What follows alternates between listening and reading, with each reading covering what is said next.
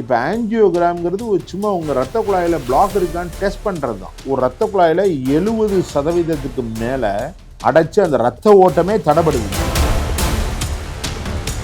அந்த முக்கியமான ரத்த குழாயில் 70% அடைச்சி அவர் இருதயத்தை பலகீனமாகும், ரத்த ஓட்டம் தடைபடும், பலகீனமாகும், பலவிதமான பிறகுகளும் வரலாம், திடீர்னு மரணம் ஏற்படலாம், திடீர்னு ஹார்ட் அட்டாக் வரலாம். அத்தனை இருக்கும்போது 70% அதிகமாக இருக்கும்போது சப்போஸ் நீங்கள் கன்வென்ஷனல் ஆஞ்சியோகிராம் பண்ணணுன்னு தயக்கப்பட்டாலும் சிடி ஆஞ்சியோகிராம் இருக்குது, அது கூட பண்ணலாம். It is 95% accurate. CT scan பண்ணுறது தான். மருந்துகள் எவ்வளோ டோஸ் கொடுத்து டயட்டு எக்ஸசைஸ் எல்லாமே பண்ணாலுமே ஒரு இருதயத்தில் முக்கியமான இரத்த குழாயில் 70%க்கு மேலே அடைப்பு இருக்கும்போது பைபாஸ் அப்படிங்கிறது என்னென்னா, அந்த பிளாக்குக்கு அடுத்து ஒரு புதிய இரத்த குழாய் இணைச்சு, இப்போ இந்த வழியாக ரத்தம் வராமல் பைபாஸ் வழியாக ரத்தம் வரும். இப்போ ரோடில் பிளாக் இருக்குன்னா பைபாஸ் ரோடில் டைவெர்ட் பண்ணுறாங்களே, அது மாதிரி தான் பைபாஸ். ஸோ ரெண்டுமே ஒரு பேஷண்ட்டுக்கு பிபி டவுன் ஆகிட்டு இருக்கு, உயிருக்கு ஆபத்தாக இருக்குன்னா இமீடியட்டாக நம்ம பண்ணணும். இமீடியட்டாக ஆஞ்சியோபிளாஸ்டி பண்ணி ஆகணும், இல்லை பைபாஸ் பண்ணி ஆகணும். பட் டைம் இருக்கும்போது அந்த பேஷண்ட் ஃபேமிலி, அந்த கார்டியாலஜிஸ்ட், கார்டியாக் சர்ஜன், இந்த 3 பேரும் ஒரு ஹார்ட் டீம் அப்ரோச் தான் இப்போ ரெக்கமெண்டட் அப்ரோச். அதுதான் பொண்ணு பார்க்க வரும்போது கல்யாண பொண்ணு தானே காஃபி கொடுப்பாங்க. ஆனா கல்யாணம் ஆன பொண்ணு காஃபி கொடுப்பாளா?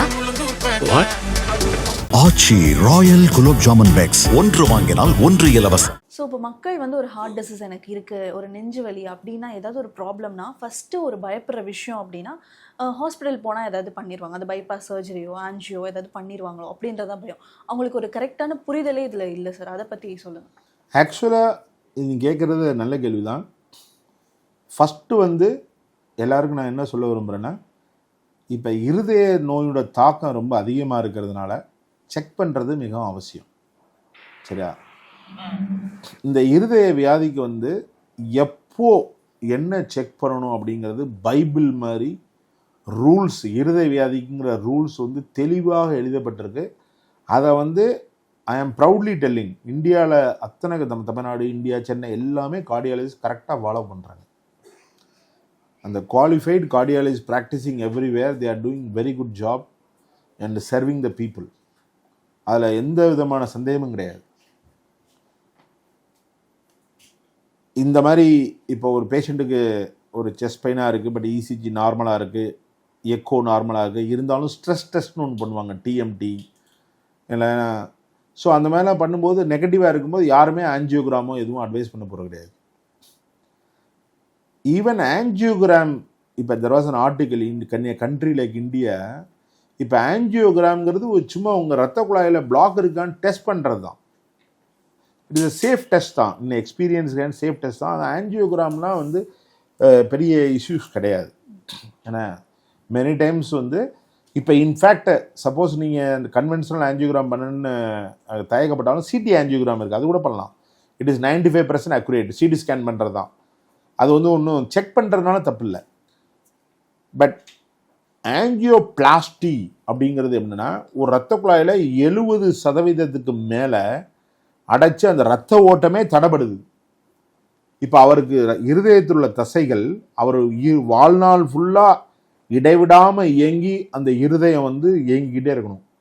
அந்த முக்கியமான இரத்த குழாயில் 70% அடைச்சி அவர் இருதயத்தை பலகீனமாக்கும், இரத்த ஓட்ட தடைபடும், பலகீனமாகும், பலவிதமான பிறகுகளும் வரலாம், திடீர்னு மரணம் ஏற்படலாம், திடீர்னு ஹார்ட் அட்டாக் வரலாம். அத்தனை இருக்கும்போது 70% அதிகமாக இருக்கும்போது நம்ம அதை வெறும் மருந்து கொடுத்து பண்ணலாமான்னா, நிறைய ரிசர்ச் பண்ணதில் மருந்துகள் எவ்வளோ டோஸ் கொடுத்து டயட்டு எக்ஸசைஸ் எல்லாமே பண்ணாலுமே ஒரு இருதயத்தில் முக்கியமான இரத்த குழாயில் 70%க்கு மேலே அடைப்பு இருக்கும்போது அதை அப்படியே அதிகமாக ஆகாமல் தடுக்கலாமையோ குறைக்க முடியாது.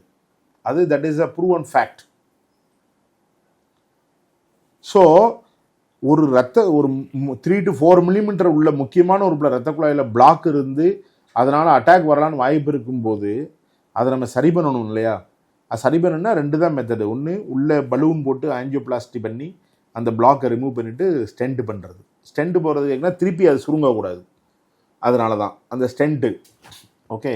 பைபாஸ் அப்படிங்கிறது என்னென்னா, அந்த பிளாக்குக்கு அடுத்து ஒரு புதிய இரத்த குழாய் இணைச்சு இப்போ இந்த வழியாக ரத்தம் வராமல் பைபாஸ் வழியாக ரத்தம் வரும். இப்போ ரோடில் பிளாக் இருக்குன்னா பைபாஸ் ரோடில் டைவெர்ட் பண்ணுறாங்களே, அது மாதிரி தான் பைபாஸ். ஸோ ரெண்டுமே ஒரே மெத்தடில், ரெண்டுமே என்னென்னா அந்த இருதய தசைகளுக்கு ரத்தம் போயாகணும். பிளட்டு போனால் தான், பிளட் மூலமாக தான் அத்தனை சக்தி, ஆக்சிஜன் எல்லாமே இருதய தசைகளுக்கு போகும். ஸோ அந்த பிளட்டு போகாமல் எந்த உறுப்பு இருந்தாலும் அது டேமேஜ் ஆயிரும் இருதயம். ஸோ ரத்த குழாயில் ரத்தம் போட்ட தடைபடும் போது தான் அது 70%க்கு மேலே போகும்போது தடைபடும். ஒரு 50% இருக்குது, 60% அதெல்லாம் மெடிக்கல் ட்ரீட்மெண்ட்டே கொடுத்துருவாங்க. இது எல்லாருக்கும் பண்ணுவாங்கன்னு நினைக்கிறது ஒரு பிரமையாக இருக்கலாம். காரணம் என்னென்னா, இருதய வியாதியில் எல்லாமே ஆன்ஜியோகிராம் அப்படின்னு பண்ணி ஒரு சிடி எல்லாமே கொடுத்துட்றாங்க கார்டியாலஜிஸ்ட்டு. அந்த சிடியை யாருனாலும் பார்க்கலாம்.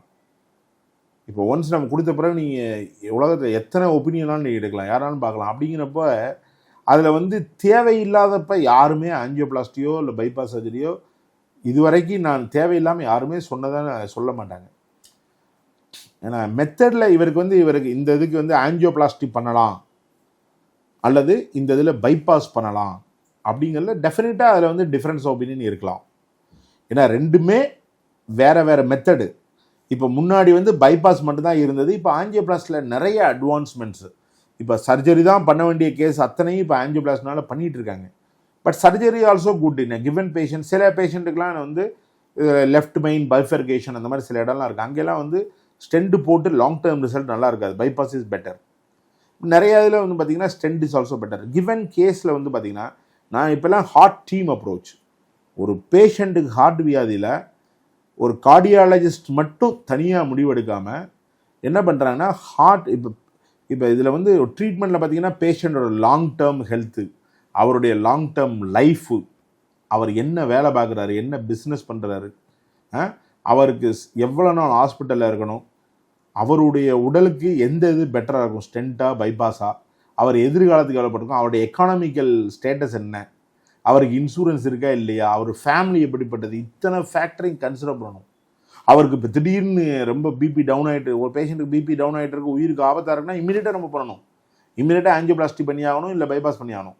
பட் டைம் இருக்கும்போது அந்த பேஷண்ட் ஃபேமிலி, அந்த கார்டியாலஜிஸ்ட், கார்டியாக் சர்ஜன், இந்த 3 பேரும் ஒரு ஹார்ட் டீம் அப்ரோச் தான் இப்போ ரெக்கமெண்டட் அப்ரோச்சு. அதுதான் அதாவது ஒரு நம்ம இருதய நிபுணர்கள் எல்லாருமே அதை தான் ஃபாலோ பண்ணிட்டு இருக்காங்க. இப்போ என்னென்னா அந்த பேஷண்ட்டோட உயிருக்கு எது பெட்டர்னு ஆழ்ந்து யோசித்து அந்த ஃபேமிலியோட கலந்து ஆலோசித்து அதை தான் நம்ம பண்ணணும்.